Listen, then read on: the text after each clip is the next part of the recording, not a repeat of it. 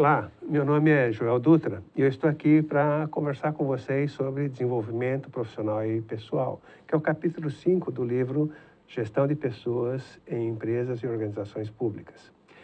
Quando nós falamos de desenvolvimento pessoal, é muito comum as pessoas pensarem em cursos, em formação, mas as nossas pesquisas aqui no Brasil mostram que a formação ela é responsável por 15% do desenvolvimento das pessoas, que 85% é função da experimentação, quer dizer, é o nosso dia a dia, os desafios que nós enfrentamos nas nossas organizações, no nosso trabalho, que nos propiciam esse desenvolvimento.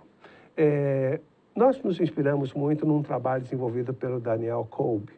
E o Daniel Kolb também chegou a esses resultados. Aliás, nós fizemos a pesquisa em função dos trabalhos dele.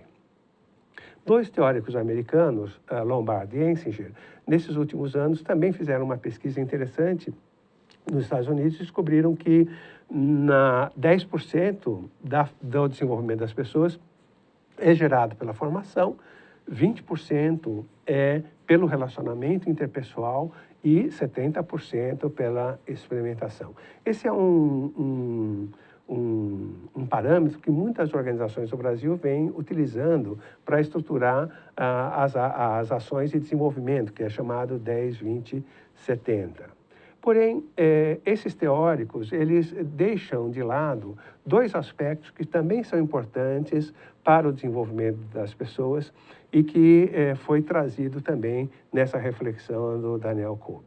O primeiro é a nossa necessidade ou o sentimento que temos de nos desenvolvermos. Muitas vezes as pessoas ouvem feedbacks, ouvem recomendações de desenvolvimento, mas ela própria não sente essa necessidade. Na medida que a pessoa não percebe a necessidade de se desenvolver, dificilmente ela vai ter uma ação mais proativa, iniciativa nessa direção. Então, muitas vezes, a ação de desenvolvimento é para ajudar a pessoa a perceber que ela precisa se desenvolver. Muitas vezes, essa ação de desenvolvimento é tirar a pessoa fora da caixa, permitir a essa pessoa uma visão crítica em relação ao seu trabalho.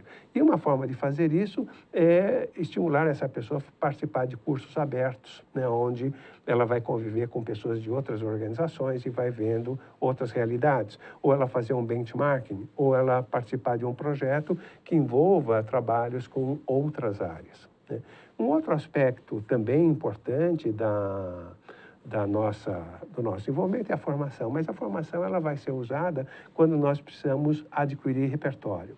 A experimentação, como nós já falamos, é o ponto mais importante e essencial do nosso desenvolvimento. Porém, tem um aspecto que, novamente, as organizações esquecem, nós mesmos esquecemos, é a reflexão. Muitas vezes nós aprendemos alguma coisa, colocamos em prática, vemos os resultados e isso na nossa cabeça fecha o ciclo.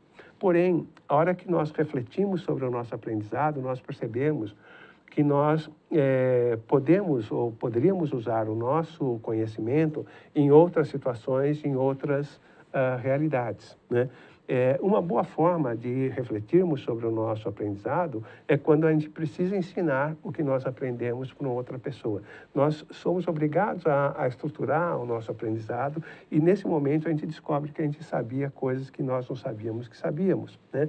E isso é muito interessante. Outra forma de reflexão é quando você tem que orientar o desenvolvimento de outras pessoas, né? A partir dessa reflexão sobre o nosso desenvolvimento, nós podemos pensar em ações de desenvolvimento, o que a gente chama de plano individual de desenvolvimento. Esse plano individual de desenvolvimento seriam ações que nós planejamos para nós, né, em termos de desenvolvimento. Algumas dessas ações, elas podem ser, então, ações mais formais, através de cursos, mas muitas dessas ações podem ser ações de viver experiências profissionais ou viver experiências fora da organização, né, como uma experiência didática, uma experiência em organizações filantrópicas, né? Mas é muito importante nesse processo que, ao nós pensarmos numa ação de desenvolvimento, a gente tenha clareza de que resultados nós queremos extrair dessa ação de desenvolvimento, até para perceber se aquele resultado realmente foi atingido ou não. Normalmente, nós nos desenvolvemos a partir da experimentação quando nós enfrentamos situações mais complexas, situações mais exigentes. É o que nós chamamos de desafios, né? Sempre que nós somos desafiados, nós saímos da nossa região de conforto, isso faz com que nós passemos a compreender melhor o contexto onde nós nos inserimos, e isso permite, então, o nosso desenvolvimento, né?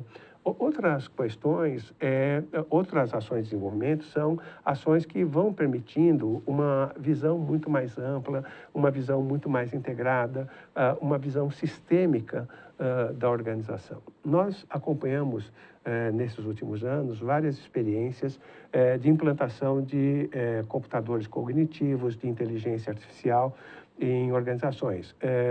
E no setor público, principalmente no judiciário. O judiciário foi muito pioneiro na implantação dessa tecnologia. O que nós percebemos é que,